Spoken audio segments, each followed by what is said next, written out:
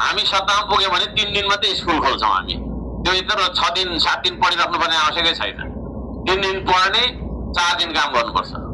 काम के गर्ने, खालि ढुङ्गै मात्रै बोक्ने भन्ने होइन हैन।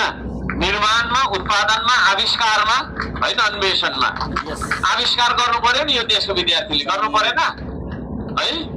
अर्काले सिलाइदिएको लुगा, अर्काले उ मारिदिएको भात खाएको छ, अर्काले के अरे बनाइदिएको कलम, अर्काले नि तपाईँको बनाइदिएको कपी बोकेको छ, अर्काले लेखिदिएको किताब पढेर कुन चाहिँ विद्वान हुने हामी होइन र?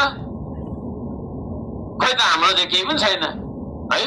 किताब पनि अरूले नै लेखिदिएको हो नि त होइन र? अरूले लेखेको किताब होइन त्यो पढ्नु पर्ने, अनि अरूले नै गरिदिएको सबै कुरा, आफ्नो चाहिँ केही पनि छैन होइन।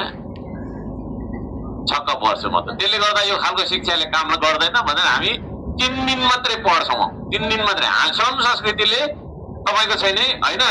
हामीले बहुमत मात्रै पाउँ न। अफिस पनि 3 दिन मात्रै खोल्ने हो। किन यति लामो गरिराख्नु बिचरा? कामै गरेको छैन होइन। धरानकै भनौँ न 500 जना कर्मचारी छ। त्यो 500 जना कर्मचारी मलाई श्रमदानमा सघाउँदा कति हुन्थ्यो काम? खाली कागज बोकेको छ, हिँडेको छ, कागज बोकेको छ, हिँडेको छ। जिन्दगी कागजबाट सुरु भयो, कागजमै सक्ने है। धरानबाट चतरा जाने बाटो त उहिले तपाईँको छैन